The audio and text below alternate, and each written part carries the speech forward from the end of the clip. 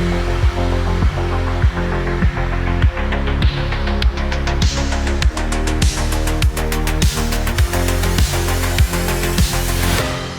à toutes et à tous, soyez les bienvenus pour le RetroLab, pour la suite des conférences que nous allons vous donner. On va parler tout de suite d'un sujet au cœur de l'actualité et qui suscite parfois quelques appréhensions. Il s'agit de la facturation électronique, évidemment une réforme importante avec des impacts très concrets pour les laboratoires de prothèses dentaires, à la fois en termes d'obligations, mais aussi d'organisation au quotidien. C'est ce qu'on va voir avec Olivier Reynaud, directeur général chez Prothesis Dental Solutions. Bonjour Olivier. Bonjour. Ainsi qu'Alban Giroux, directeur conformité chez Dokun. Bonjour. Bonjour à tous. Merci d'être avec nous. Alors, on en entend beaucoup parler. Vous allez justement nous dire si la facture électronique, c'est juste une contrainte administrative de plus ou alors une véritable occasion et une opportunité de simplifier sa gestion au quotidien. On a hâte de découvrir votre éclairage. La scène est à vous. Merci beaucoup. Donc, bonjour tout le monde. Je suis Olivier, directeur général chez Prothesis. Et comme vous le savez, le monde de l'entreprise en général et des laboratoires plus particulièrement est à la veille d'une réforme majeure. Hier, c'était la CFAO qui a digitalisé votre métier. Et aujourd'hui, c'est le cœur même de votre gestion administrative qui se digitalise. Chez Prothesis, notre mission a toujours été d'être à vos côtés avec des solutions qui transforment ces défis techniques en levier de performance. Et aujourd'hui, avec Alban et Dokun, on va faire de cette échéance un accélérateur de modernité pour votre laboratoire et l'artisanat dentaire.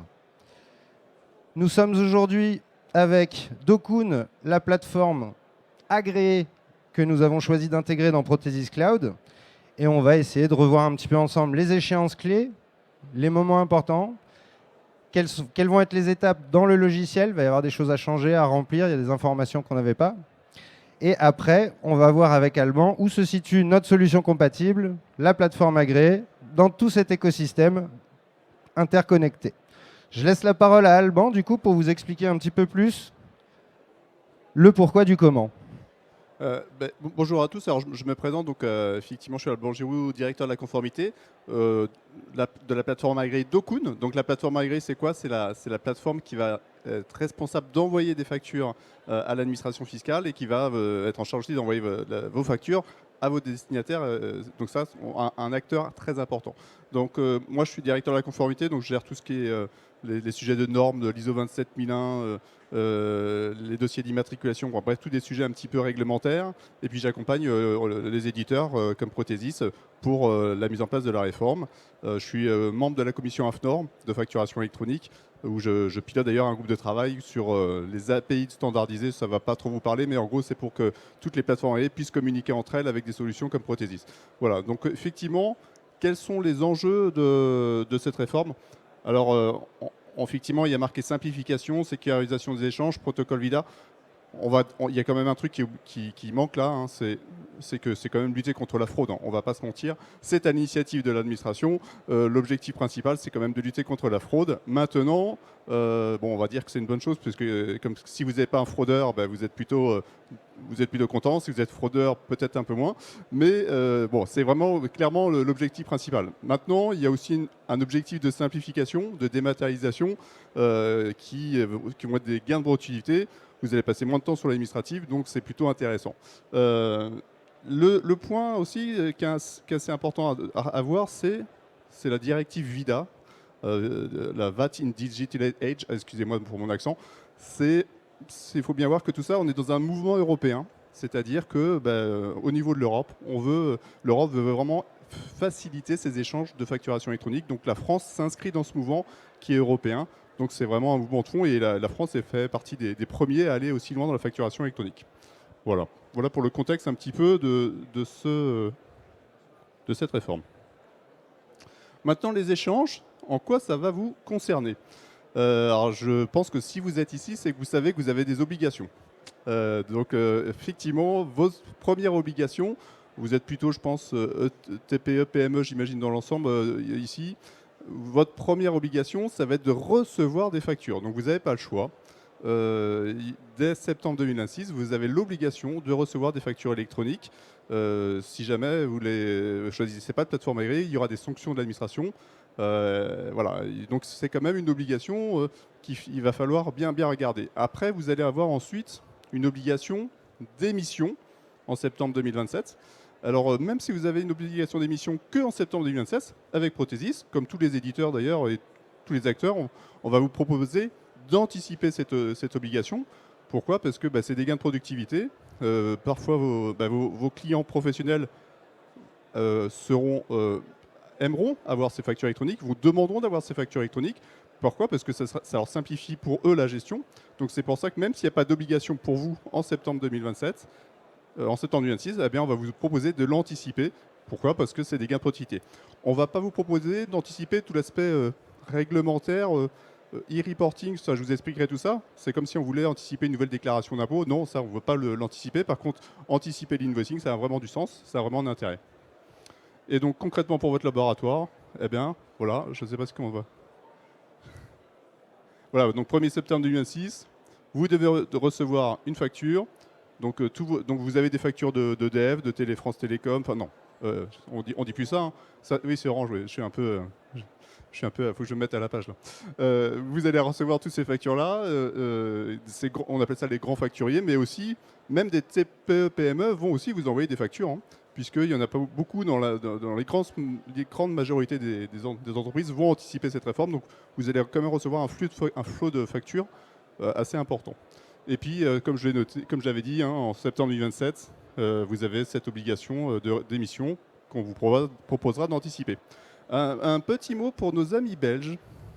Nos amis belges, ils sont passés à la facturation électronique au 1er janvier 2026. Et donc, dans les deux sens. Dans les deux sens, en émission et réception. Donc, voilà, ils sont un petit peu en avance sur nous. Et ça veut dire aussi que si jamais vous avez des clients et des fournisseurs en Belgique, vous allez aussi pouvoir leur envoyer des factures. Donc c'est plutôt une bonne chose.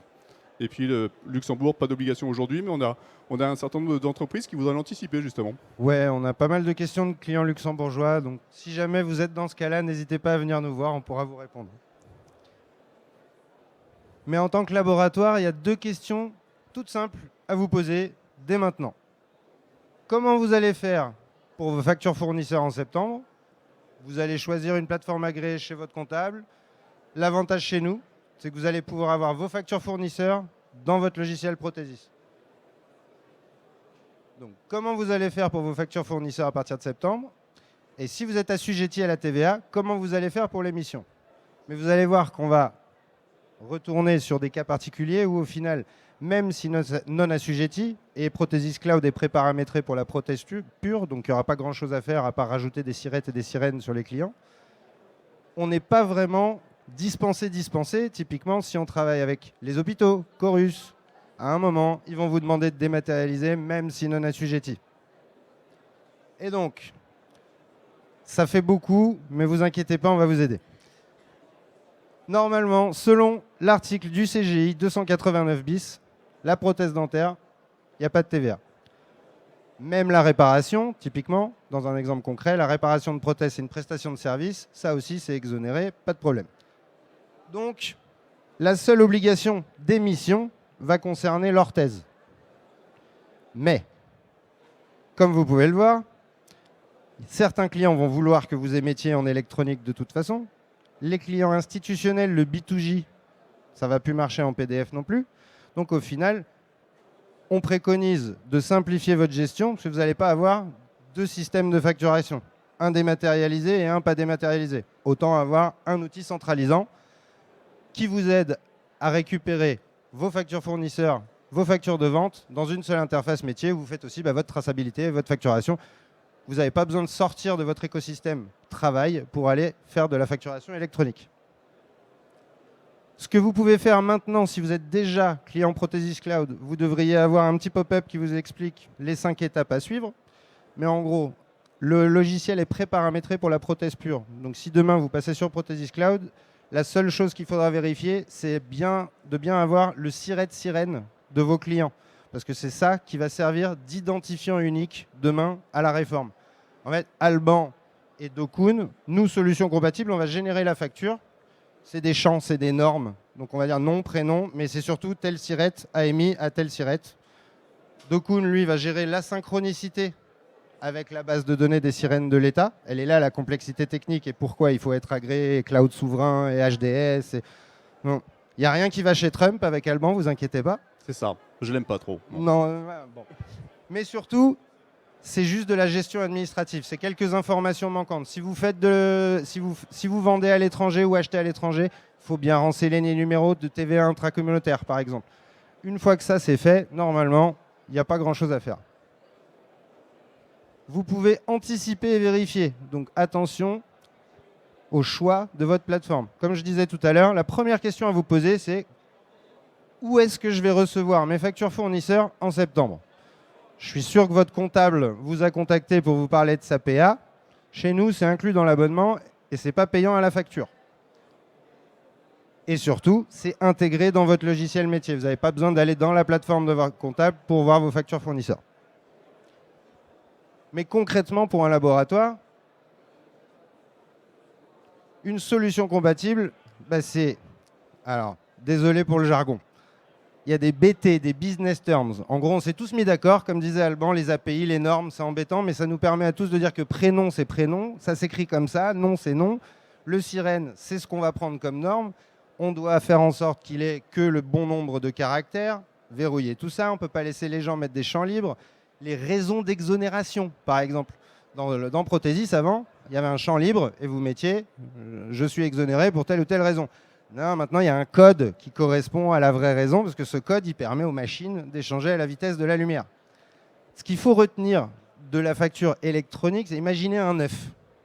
La coquille, c'est le PDF, c'est le lisible que vous et moi, on va lire. Le jaune, c'est un fichier XML, c'est les données, et c'est ça qui permet aux machines d'échanger à la vitesse de la lumière. Donc on est tous cadrés, normés, écrits pareil, ça marche. Donc il y a des inconvénients, c'est un peu plus lourd, mais il y a des avantages.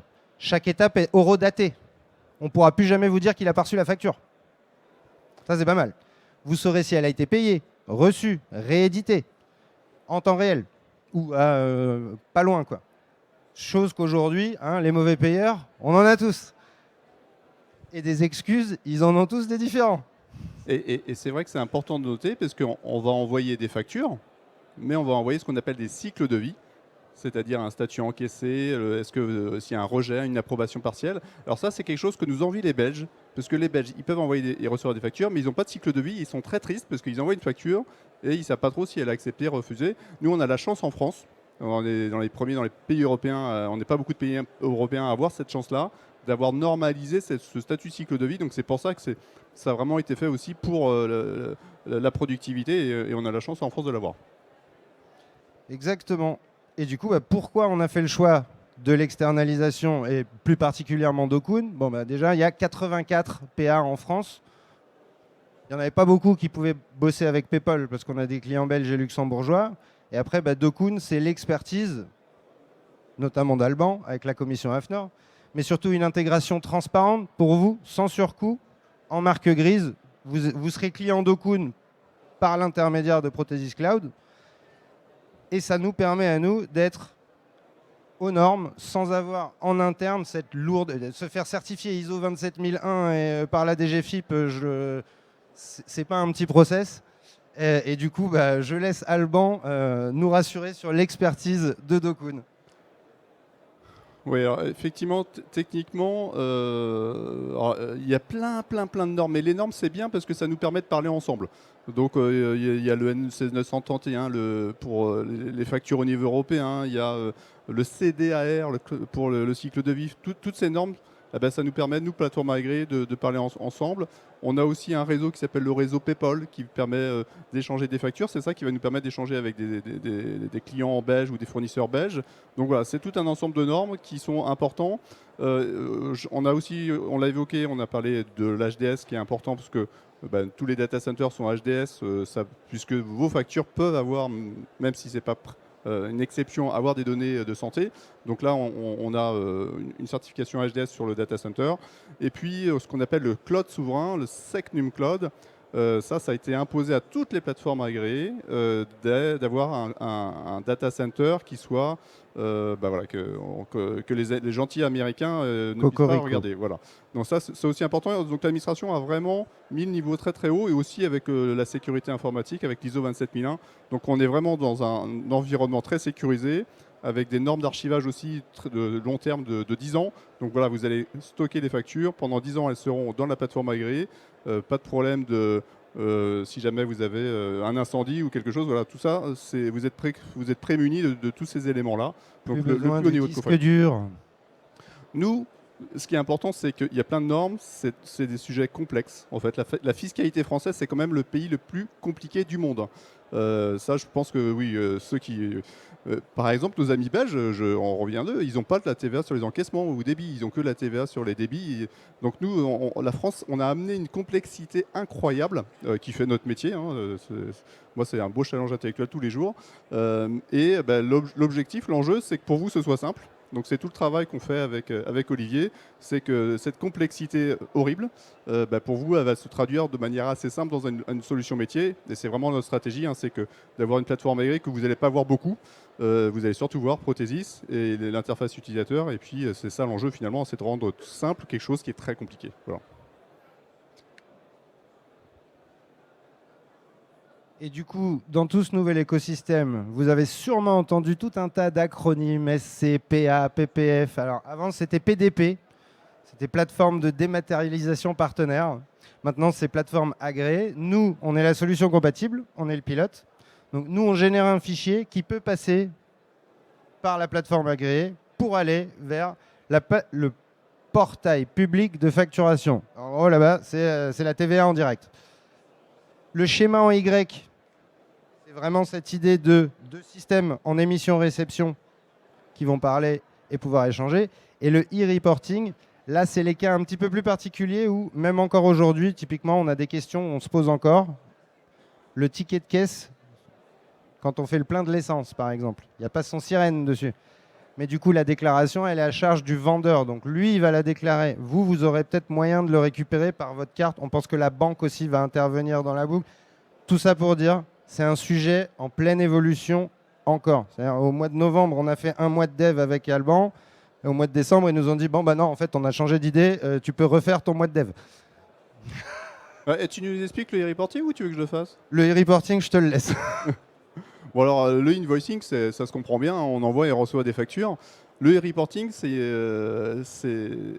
quel est l'objectif du e-reporting? Il faut bien voir que l'objectif de l'administration, c'est de faire une déclaration de TVA pré-remplie. Alors la CA12 ou la CA3, selon votre taille de société. Et donc pour faire cette déclaration de CA12 ou CA3, eh bien, il nous manque un certain nombre d'informations, même si on a beaucoup de choses avec l'invoicing, il nous manque un certain nombre d'éléments. Donc, comme on a cette fameuse TVA sur les encaissements, il faut qu'on ait le statut encaissé quand c'est des ventes de prestations de services. Ça, c'est la vente de biens, je crois, en général. Donc, vous avez normalement pas l'obligation d'enseigner le statut encaissé, sauf si vous avez parfois des prestations. Voilà. Donc ça, quand vous aurez à avoir une prestation de service, il va falloir indiquer le statut encaissé parce que c'est ça qui va conditionner l'exigibilité de la TVA collectée pour la prestation de service. Donc ce statut-là, il est obligatoire et ça fait partie légalement du e-reporting. Et puis après, tout ce qui est achat intracommunautaire, voilà, qui en gros, si on résume, le e-reporting, c'est quoi? C'est tout ce qui manque qu'on va compléter le invoicing pour alimenter la déclaration de TVA. Alors je vais être très transparent avec vous. La déclaration de TVA sera a priori normalement à peu près bonne sur la TVA collectée. Sur la TVA déductible, moyen. On va falloir... Il y aura encore du boulot pour les comptables. Les comptables auront un peu de boulot. C'est pré-rempli. L'administration est très humble dans ses objectifs. Elle vous donne les informations qu'elle a à sa disposition. Et ça n'arrivera pas tout de suite. On parle de 2028 pour la déclaration de TVA pré-remplie. Donc c'est pas tout de suite. Voilà. Les notes de frais, point important, les notes de frais, c'est un petit cas d'usage un peu particulier. Un cas qui fera qu'il y aura des écarts dans la déclaration de TVA. Pas de stress sur les notes de frais. Alors, entre nous, il n'y aura pas de remise en cause de la déductibilité de la TVA si ça ne passe pas par l'invoicing. Donc, pas de stress si jamais vous faites comme aujourd'hui, c'est-à-dire que vous scannez la facture, ça passera et l'administration ne va pas vous dire non, la TVA n'est pas déductible, vous n'êtes pas passé en invoicing. Donc, Faudra encore faire bosser le comptable. un tout petit peu. Voilà.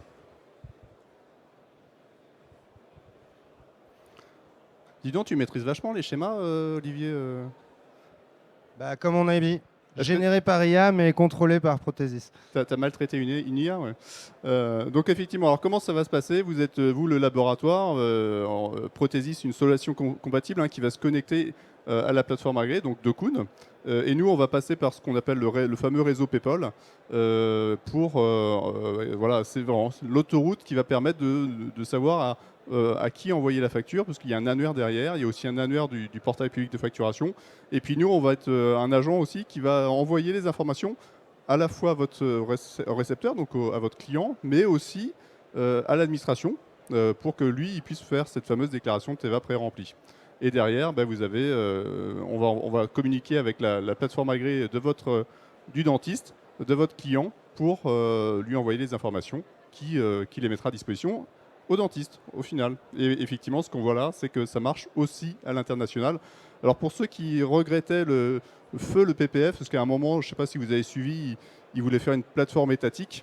C'est plutôt une bonne chose que ça a été abandonné, justement pour cet aspect européen, parce que si chaque pays d'Europe avait sa propre plateforme étatique, ça devenait très compliqué. Donc le fait d'avoir abandonné cette plateforme, c'est plutôt une bonne chose. Pourquoi? Parce que, alors pour nous, évidemment, en PA, on est content, mais c'est aussi une bonne chose pour vous parce que ça va faciliter tous ces aspects européens. Et on va pouvoir facilement communiquer avec nos amis européens. Et donc, si vous voulez voir une démo en direct, aujourd'hui, je peux vous montrer les deux plateformes. Nos clients belges, aujourd'hui, ils facturent dans Prothesis Cloud et ils les voient dans Dokun. Dans les prochaines semaines, le flux d'informations Dokun va arriver directement dans Prothesis Cloud. Donc, stand E38, E40. Si vous voulez des livres blancs, des contenus, on a plein d'infos à vous donner. Et surtout, on peut vous aider à mieux comprendre la réforme, les échéances. Mais vraiment, les deux questions à vous poser, c'est comment vous allez faire pour recevoir vos factures fournisseurs au mois de septembre. Et si vous êtes assujetti à la TVA, et même si non assujetti à la TVA, comment vous allez faire pour émettre au mois de septembre l'an prochain. Rapprochez-vous de votre comptable, de la chambre de commerce. Il y a plein d'infos partout à propos de ce sujet, mais vraiment, le choix de Prothesis et Dokun, c'est de vous donner la possibilité d'avoir une seule plateforme où vous avez toutes vos données. L'idée, c'est de ne pas aller se connecter à 3 outils différents. Aujourd'hui, on connaît tous la frustration. Je sais ce que je facture, je sais ce qu'on m'a facturé, mais c'est 2 tableaux différents. Bon, voilà, on va pouvoir avoir des experts à proximité, une plateforme agréée, certifiée française, Secnum Cloud, intégrée dans votre logiciel métier et inclus dans votre abonnement. Donc, n'hésitez pas à venir nous voir, stand E38, E40, pour qu'on vous parle de Prothesis Cloud. Est-ce que quelqu'un a des questions spécifiques? Sinon, je vais laisser...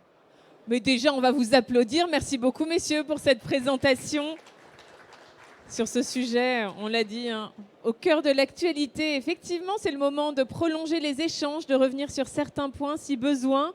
Profitez de ce temps d'échange qui vous est offert sur ce sujet qui va nous concerner toutes et tous. Y a-t-il des questions? Un besoin de précision? Tout est clair pour tout le monde? Incroyable. Alors moi, j'ai quelques questions. Alors, sur la cybersécurité notamment, on en parle beaucoup. Quel est l'avantage de la facturation électronique par rapport à l'envoi d'une facture classique par mail? Alors effectivement, c'est un enjeu qui a été pris en compte par l'administration dès le départ. Donc le gros avantage, c'est que toutes les plateformes agréées sont certifiées ISO 27001 avec des règles de sécurité très très très strictes. Alors moi je suis RSSI, c'est-à-dire je m'occupe aussi de tous ces aspects sécurité. C'est vraiment un gage très important de sécurisation, et puis ça va être de la transmission, mais ça va aussi concerner l'archivage, puisque pendant 10 ans, vous allez avoir des data centers qui sont redondés sur 2 sites distincts. Enfin bref, on a vraiment le plus haut niveau de sécurité, on a des audits tous les ans. C'est vraiment un gage important de sécurité, et c'est vraiment un sujet aujourd'hui qui est vraiment d'actualité, la sécurité, puisqu'on a nos amis russes, chinois qui testent nos résistances, on va dire. Et pareil, côté sympa, Prothesis. les amis. Ça sert à ça, les amis. Ils sont sympas. Je préfère Et nos amis pareil, belges, ils sont plus sympas. pareil, Prothesis, toutes vos données de santé sont sécurisées sur un serveur certifié ISO 27001 et HDS. Pour que ce soit bien clair, pour une petite structure, elle n'a pas à tout changer son logiciel de gestion, hein. C'est bien ça, il y a des façons simples, claires. Si vous avez l'ancien logiciel Protesys, c'est plus facile de vous passer sur Protesys Cloud que si vous n'aviez pas Protesys avant. Mais oui, aujourd'hui, on a changé l'interface. C'est plus moderne, on est dans le cloud, donc il y a des choses qui ont changé. Et l'ancien logiciel, il y avait plus de 30 ans, hein. Donc voilà, il y a quelques changements technologiques. Mais oui, nous, aujourd'hui, tout ce qu'on veut vous proposer, c'est que justement, ce soit le plus simple possible pour vous. Nos logiciels ont été conçus depuis plus de 30 ans par des prothésistes pour des prothésistes. Et l'idée derrière le partenariat avec Dokun et justement une intégration comme ça, c'est que vous n'ayez pas à avoir 3 outils différents, mais que vous puissiez vous concentrer sur vous et votre artisanat et la production, pas l'administratif. Y a-t-il d'autres questions, d'autres remarques? Est-ce que certains ici se sont déjà mis à la facturation électronique pour leur structure? C'est quelque chose que vous avez déjà enclenché? Non, je vois des noms, parce qu'on attend un petit peu le dernier moment, hein, ça c'est sûr. Et Mais qui bon. a Protesys? Eh ben voilà. E38, E40, on vous offre un coup à boire, ça nous fait plaisir. Merci beaucoup à tous les deux. Merci messieurs, on peut vous applaudir à nouveau. Et je vous donne rendez-vous ici pour le prochain rendez-vous à 16h10 au RetroLab et on va parler des gouttières en impression directe. À tout à l'heure.